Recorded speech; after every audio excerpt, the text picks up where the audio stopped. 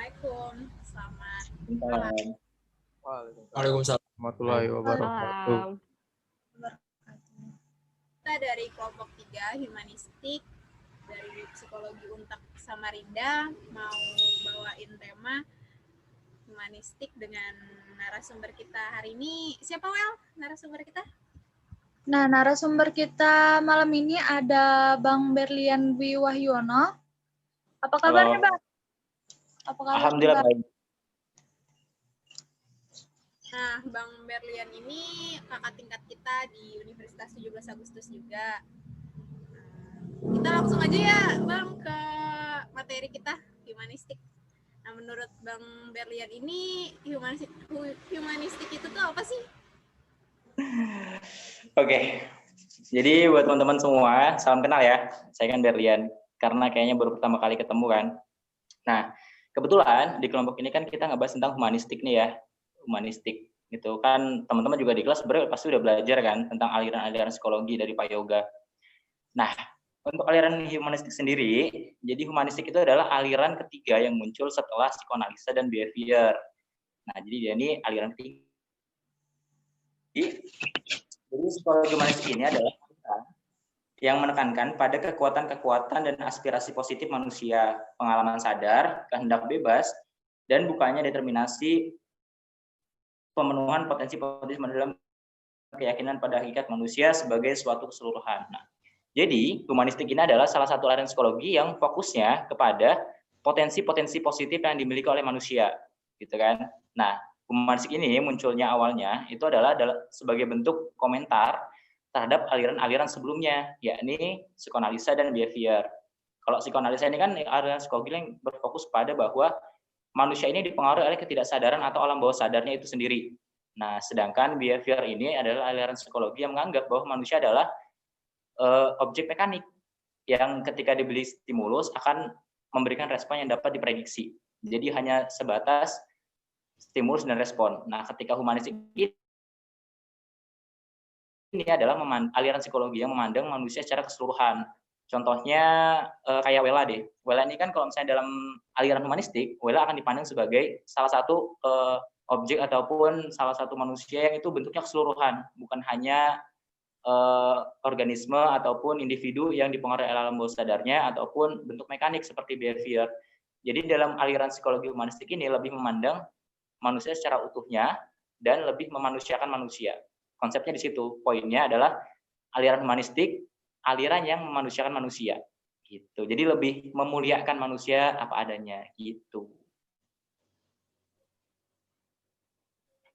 Oke, berarti artinya humanistik ini, Bang, bisa disebut sebagai versi sempurnanya dari aliran behaviorisme sama psikoanalisa. Nah, kalau misalkan disebut bentuk sempurna, itu enggak. Jadi bentuknya itu gini. Aliran psikologi, jadi dari aliran satu ke aliran yang lainnya itu bukan yang paling benar ataupun yang paling salah. Jadi masing-masing aliran ini adalah contohnya kayak pohon pisang psikologi kayak pohon pisang ya. Nah, humanistik itu kayak akarnya, psikoanalis itu kayak dahannya, behavior itu kayak buahnya, yang dimana masing-masing komponen ini adalah membentuk satu kesatuan yang namanya psikologi gitu. Jadi kalau misalkan dikatakan bentuk sempurnanya, enggak. Karena humanistik hanya mengomentari beberapa hal kecil yang lepas atau tidak dibahas dalam aliran-aliran sebelumnya gitu. Paham, Bang? Oke. Kalau awal mula atau alasan aliran ini bisa muncul itu gimana sih, Bang? Nah, bisa jadi awal muncul aliran humanistik adalah yang pertama, ada salah satu tokoh yang namanya adalah Abraham Maslow. Nah, Abraham Maslow ini salah satu tokoh psikologi yang menganggap atau tidak puas dengan konsep-konsep atau teori-teori yang disampaikan oleh tokoh-tokoh dari psikoanalisa dan behavior, yang menganggap bahwa manusia ini menurut psikoanalisa adalah individu yang dipengaruhi oleh alam bawah sadarnya atau pikiran bawah sadarnya itu sendiri. Sehingga perilaku-perilaku yang tampak itu adalah bentuk dari ketidaksadaran ataupun pengaruh dari alam bawah sadar mereka. Nah, sedangkan untuk behavior itu sendiri, Maslow tidak suka karena menganggap bahwa manusia adalah hanya objek mekanik yang saya digerakkan oleh bentuk stimulus. Mereka tidak punya wewenang untuk menggerakkan kemauan ataupun kemampuan mereka sendiri. Hanya dipengaruhi oleh stimulus dan menimbulkan respon yang dapat diprediksi ke depannya. Nah, Maslow muncul atas dasar ketidaksukaan itu dan memunculkan teori baru yang namanya humanistik. Dia menganggap bahwa manusia ini memiliki potensi-potensi positif yang dapat menggerakkan mereka sendiri sesuai dengan apa yang mereka inginkan sebagai bentuk tujuan aktualisasi diri yang nantinya menjadi poin inti dari teori yang disampaikan oleh Abraham Maslow. Itu. Sampai sini paham nggak? Oke. Paham. Nanti kalau misalkan saya kecepatan, bilang aja ya. Iya, Bang. Baik, Bang.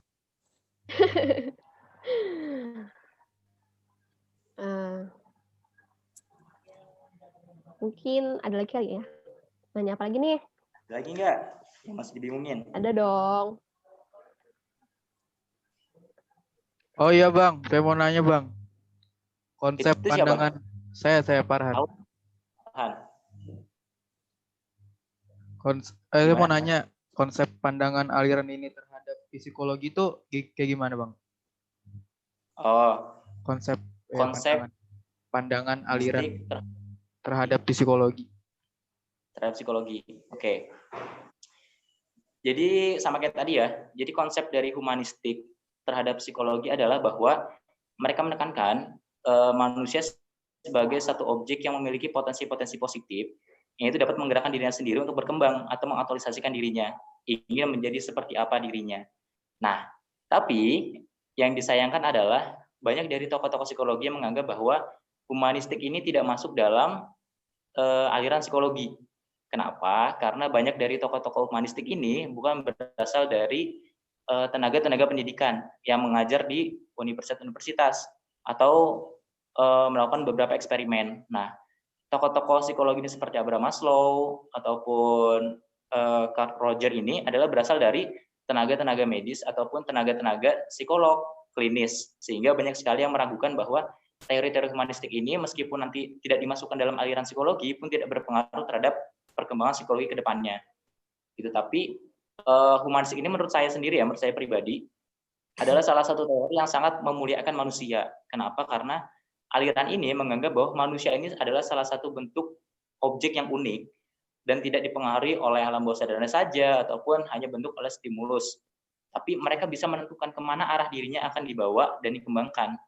Gitu. Jadi menurut saya aliran ini adalah aliran yang istilahnya lebih memanusiakan manusia untuk menjadi apa dirinya ke depannya. Gitu. Oh, jadi begitu, Bang. Oke, Bang. Makasih.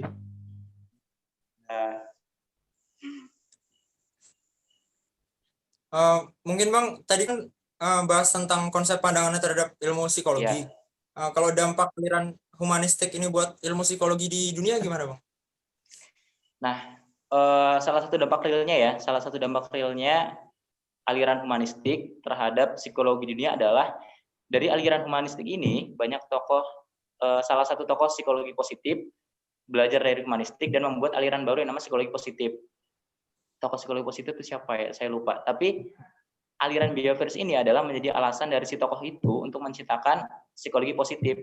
Psikologi positif itu ketika kita ketahui banyak dari teori-teori psikologi itu membahas tentang gangguan ataupun memang hal-hal negatif. Nah, psikologi positif ini hadir dengan membahas tentang potensi-potensi positif yang dimiliki manusia. Nah, hal ini berawal atau berakar dari aliran psikologi itu sendiri.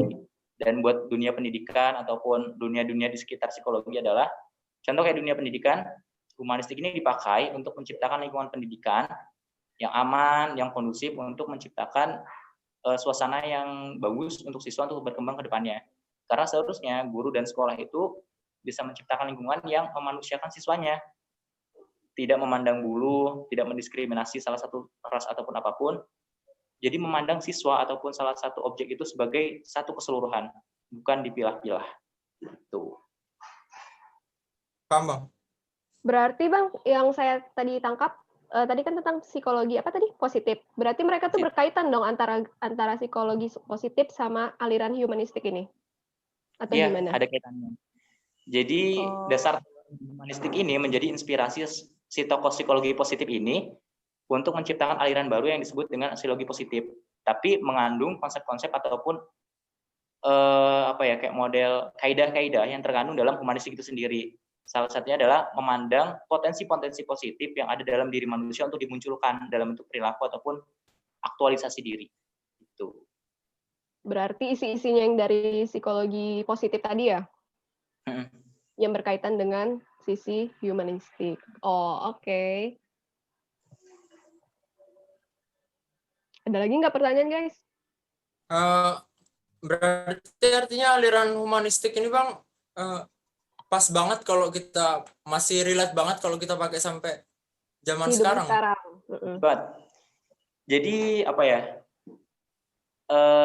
Salah satu contoh kecilnya, salah satu contoh realnya adalah ketika aliran humanistik ini tidak diterapkan dalam kehidupan sehari-hari, yang namanya kasus pembulian, diskriminasi itu bakal tinggi banget. Karena dalam aliran humanistik itu menganggap bahwa setiap manusia itu boleh berkreasi ataupun melakukan suatu tindakan yang istilahnya bentuk sebagai aktualisasi dirinya. Kita sebagai orang luar ataupun lingkungan sekitar tidak boleh mengecam ataupun istilahnya kayak nggak boleh gitu.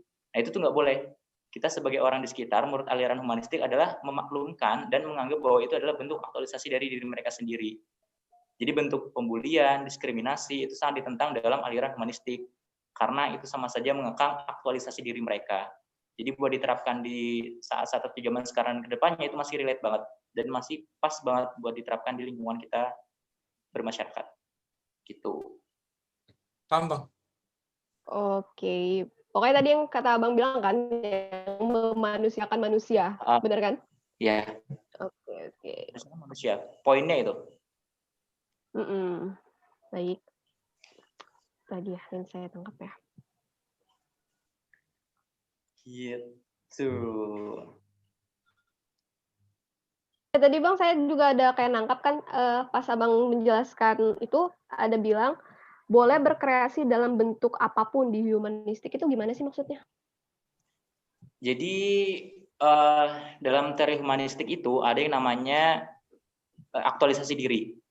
Jadi aktualisasi diri pencapaian puncak dari individu ataupun manusia sebagai bentuk perwujudan dari dirinya sendiri. Contoh kayak gini. Gimana tuh? Farhan itu orang yang suka bola. Ya kan? Ya, Bang. Farhan itu suka bola, suka nonton bola, pokoknya hal-hal seputar bola itu dia suka. Nah, dia itu sehari-hari sering main futsal. Nah, aktualisasi diri Farhan adalah yang pertama menjadi pemain futsal, dan lebih tingginya lagi dia ikut turnamen-turnamen supaya menunjang dia dapat tergabung dalam salah satu tim futsal yang terkenal. Jadi perwujudan sebagai pemain futsal adalah aktualisasi diri Farhan dari hobi-hobi sebelumnya. Gitu. Jadi aktualisasi diri itu kayak apa ya? Kayak pencapaian puncak dari individu itu sendiri. Sebenarnya mau bentuknya positif atau negatif, itu adalah aktualisasi diri. Nah, tapi kita sebagai orang sekitar itu tidak boleh mengecam aktualisasi diri seseorang gitu, karena dalam humanistik itu adalah itu ya aktualisasi diri dia. Kita sebagai orang luar tidak boleh melarang ataupun mengecamnya karena itu adalah bentuk dari perwujudan dirinya sendiri. Gitu.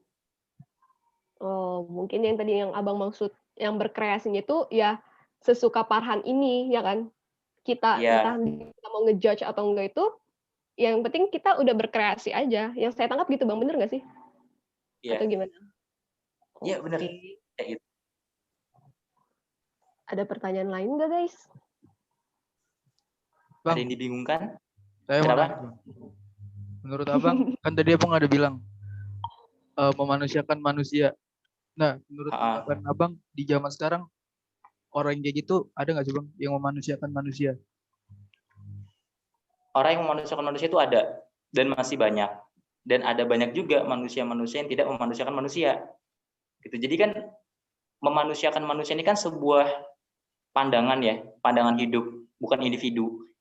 Jadi selama pandangan hidup memanusiakan manusia ini dibentuk, dan itu tidak mungkin hilang karena yang namanya orang memanusiakan manusia itu terwujud dalam bentuk apapun. Contoh kayak misalkan Farhan pakai baju hijau atau pakai baju merah, panas-panas ke kampus, dan kita memaklumi bahwa itu adalah stylenya Farhan, itu adalah salah satu bentuk memanusiakan manusia dengan tidak mengecam, tidak mengolok-olok, tidak membuli, bentuk-bentuk istilahnya mendiskriminasi tingkah laku atau perwujudan tampilan seseorang, itu adalah salah satu bentuk memanusiakan manusia. Jadi masih banyak banget orang-orang kayak gitu. Tapi Jadi kan jangan Bang, kalau berpikir misal lanjut. Jangan berpikir kayak dunia kita ini dipenuhi orang jahat gitu ya, enggak. Dunia kita ini masih dipenuhi oleh orang-orang baik yang secara nggak sadar melakukan tindakan baik. Gitu. Tapi nggak menutup kemungkinan di aliran yang humanistik ini di zaman sekarang itu kayak banyak kekurangannya juga nggak sih? Kayak maksudnya kan tadi kan kekurangan aliran ini tuh kayak memanusiakan manusia. Kan nggak semua orang tuh bisa nerima kayak open minded yang kayak apa sih gimana ya? Nerima orang ini dengan kekurangannya. Padahal kan itu misalkan kayak Farhan tadi pakai baju hijau. Kan nggak semua orang tuh misalkan kayak risih atau gimana gitu. Itu jenis salah satu kekurangannya mereka kan. Salah satu kekurangannya kalau misalkan diterapkan di aliran ini di zaman sekarang. Ya nggak sih Bang? Iya, soalnya kan menurut aku ya, kekurangannya adalah humanistik ini bentuknya subjektif. Jadi tergantung pribadi itu masing-masing. Jadi bukan apa ya, bukan contohnya kayak seleranya Farhan belum tentu seleraku, ya kan?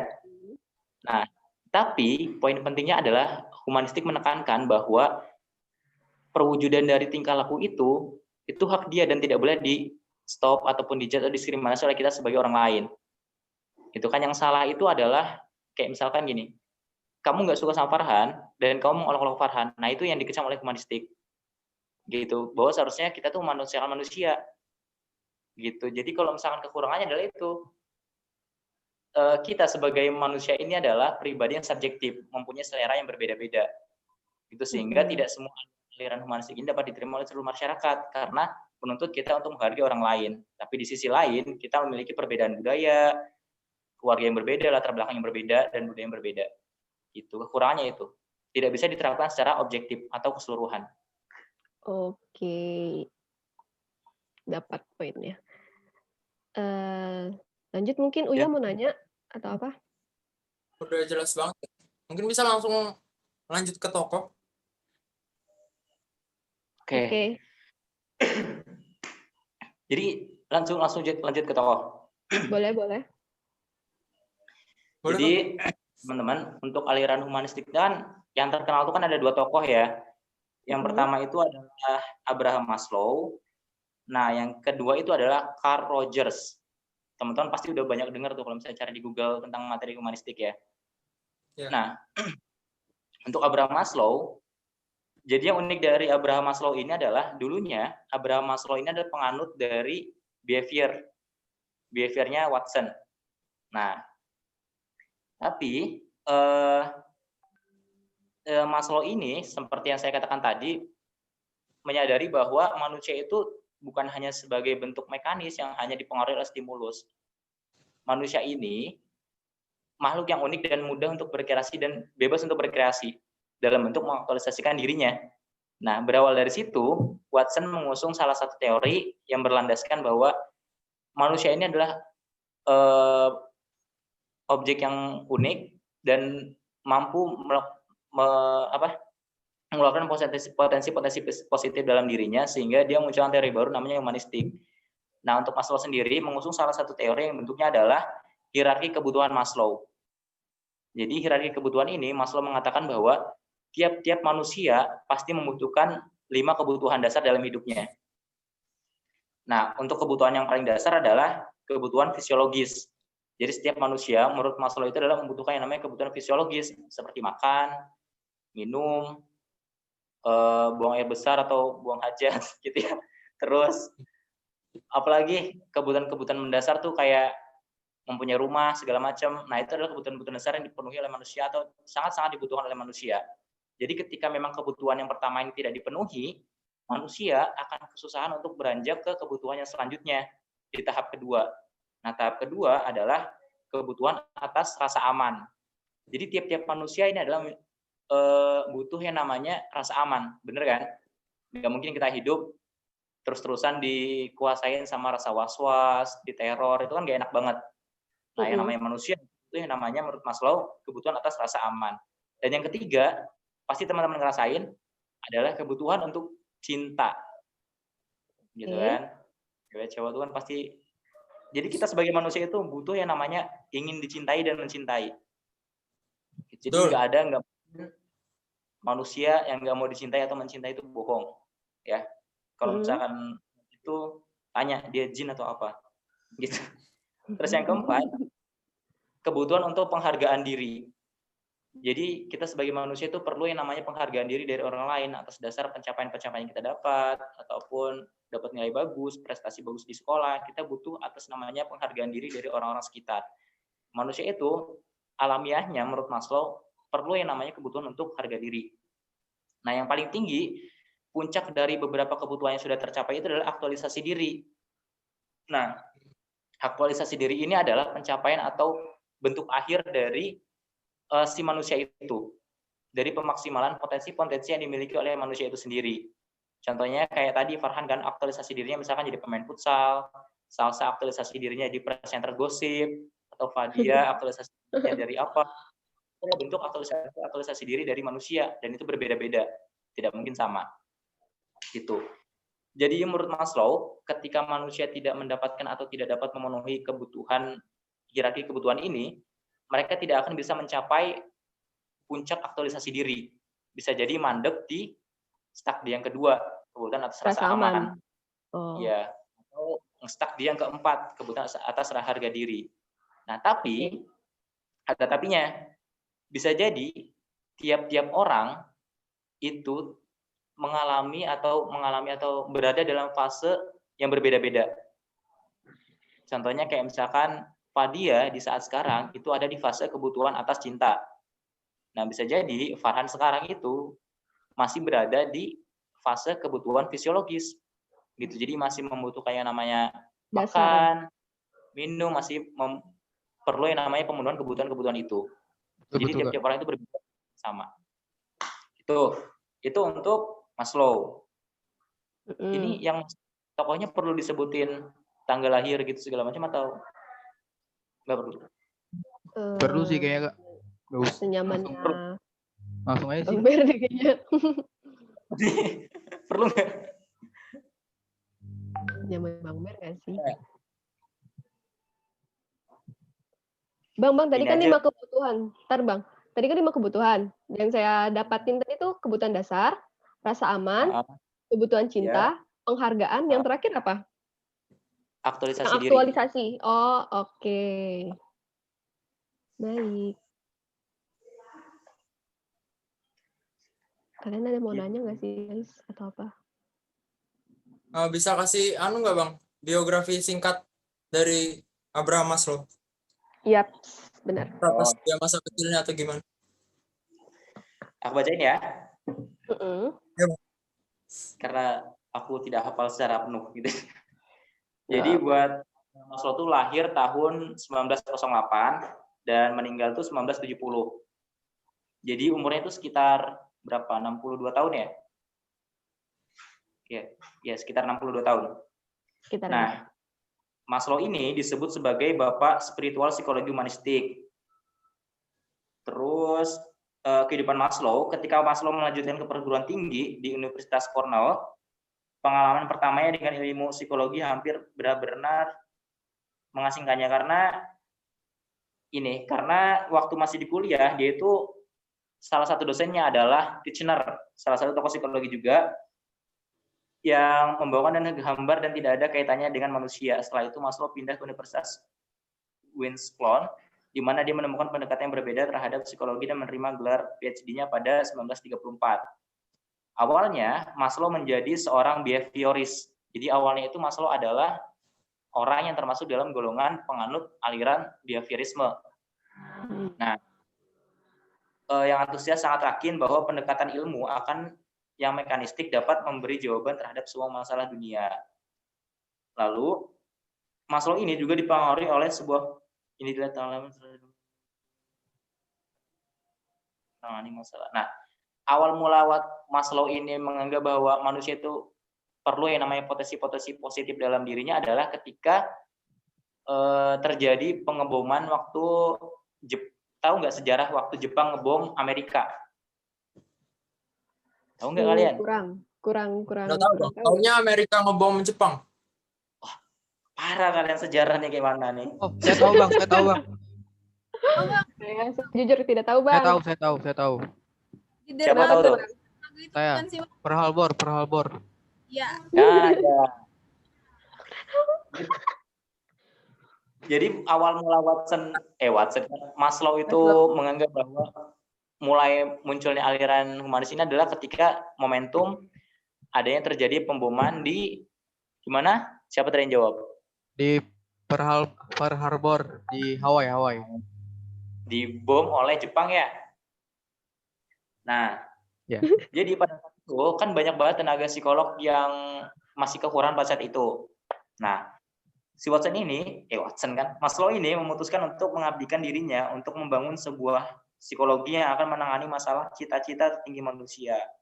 Dia akan bekerja untuk meningkatkan kualitas kepribadian manusia dan menunjukkan bahwa setiap orang punya kemampuan untuk bertingkah laku lebih mulia daripada hanya menyukai kebencian, prasangka, dan perang. Jadi Maslow ini orangnya itu baik hati dan tidak sombong.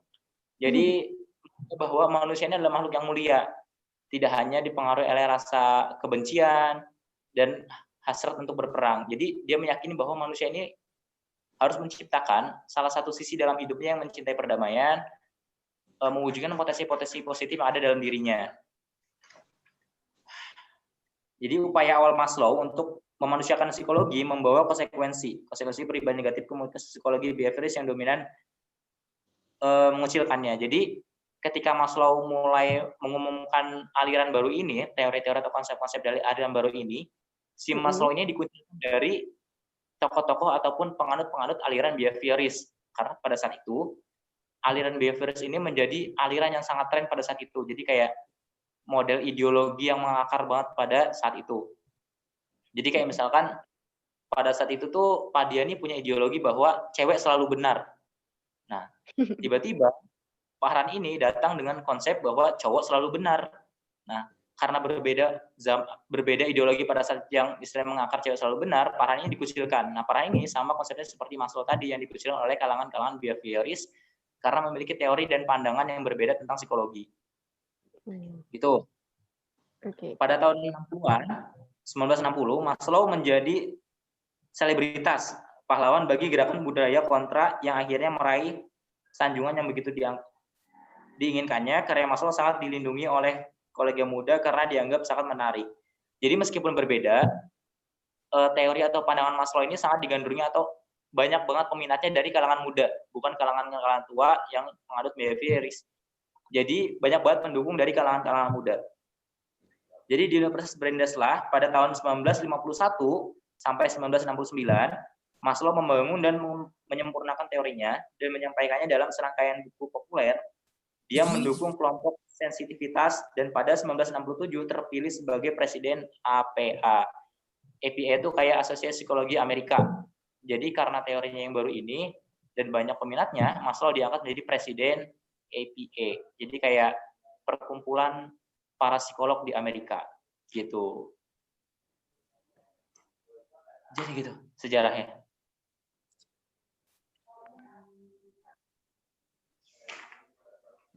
Halo, kalian masih on?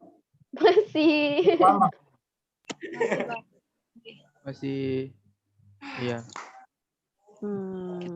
Ini lanjut atau ada yang mau ditanyakan tentang Maslow?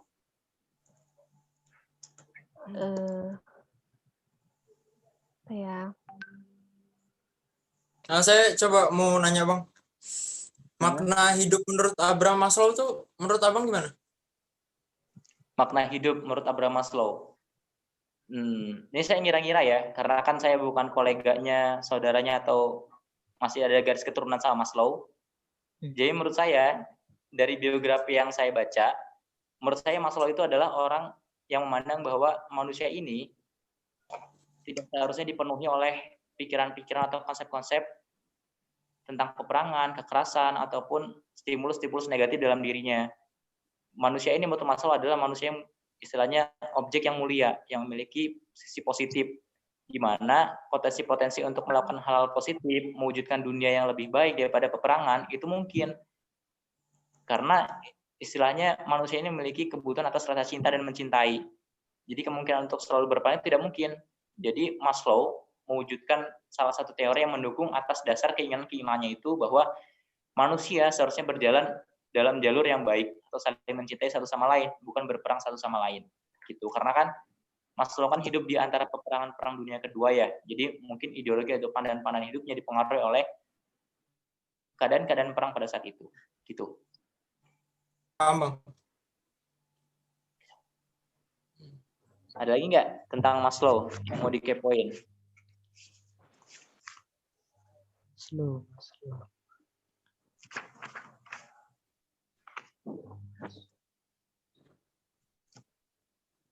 Apa ya? Ya. Kalau nggak ada, saya lanjut ke tokoh yang kedua. Boleh deh Bang, tokoh kedua dulu. Tokoh kedua ya. Iya, Bang. Sebelum saya mau nanya, teman-teman kalau misalkan nge-zoom kayak gini, ngerasa kagok nggak? Dikit, Aduh, gimana nih jawabnya? Iya. dikit. Iya, Bang. Asikin aja ya, kayak ngobrol biasa gitu. Jangan kagok. Iya Bang. Ayo. Nah, Santai. ya ke tokoh kedua. Jadi, tokoh kedua kita itu namanya adalah Carl Rogers. Dia itu lahir tahun 1902 sampai 1987. Jadi umurnya itu kurang lebih sama Maslow lah. Nah, Rogers ini sangat terkenal akan pendekatannya populernya terhadap psikoterapi yang disebut terapi terpusat terorang. Rogers juga menciptakan sebuah teori kepribadian yang didasarkan pada satu faktor permotivasi yang mirip dengan konsep aktualisasi diri Maslow. Jadi teori yang disampaikan oleh Rogers ini kurang lebih sama dengan teori yang disampaikan oleh Maslow. Sama-sama tentang aktualisasi diri. Gitu. Tapi ada beberapa perbedaan nanti. Gitu. Namun tidak seperti Maslow, gagasan-gagasan Rogers tidak berasal dari studi mengenai orang yang sehat secara emosional, tetapi dari penerapan yang dilakukannya dengan terapi terpusat diri pada orang-orang yang dirawat di pusat konseling di universitasnya. Jadi, Rogers ini, dia itu kan menjadi pengajar di salah satu universitas. Nah, di universitas ini, dia juga menyediakan layanan konseling ataupun terapi terhadap orang-orang yang memiliki riwayat untuk dirawat dalam hal-hal psikologi. Gitu. Jadi berbeda dengan Maslow yang istilahnya objek ataupun subjek dari penelitiannya adalah orang-orang yang sehat, istilahnya orang-orang normal seperti kita. Nah, Rogers ini, orang-orang yang dijadikan sebagai acuan untuk teorinya ini adalah orang-orang yang dia rawat ataupun dia terapi di lembaga terapi universitasnya. Tuh. Nama terapi Rogers mengindikasikan pandangan yang mengenai kepribadian manusia dengan menempatkan tanggung jawab untuk mengembangkan diri orang lain atau klien dan bukan terapisnya seperti dalam psikoanalisis ortodok. Rogers berasumsi bahwa orang dapat secara sadar dan rasional mengubah pikiran dan perilaku mereka dari yang tidak diinginkan menjadi yang diinginkannya. Dia tidak percaya bahwa kita ini selamanya terkekang oleh kekuatan-kekuatan tak sadar ataupun pengalaman-pengalaman masa kecil. Perbedaan terbentuk pada saat sekarang serta melalui bagaimana kita mempersepsikannya. Jadi menurut teori psikoanalisa, kita sebagai manusia atau kepribadian kita itu dipengaruhi oleh pikiran-pikiran masa lalu kita atau alam bawah sadar kita. Nah, menurut Rogers ini itu enggak. Kita yang sekarang ini dipengaruhi oleh ya kita yang sekarang ini, pengalaman-pengalaman yang kita hadapi sekarang, bukan dari faktor-faktor alam bawah sadar, pengalaman masa kecil kita. Jadi Rogers lebih menganggap bahwa keberadaan kita terbentuk pada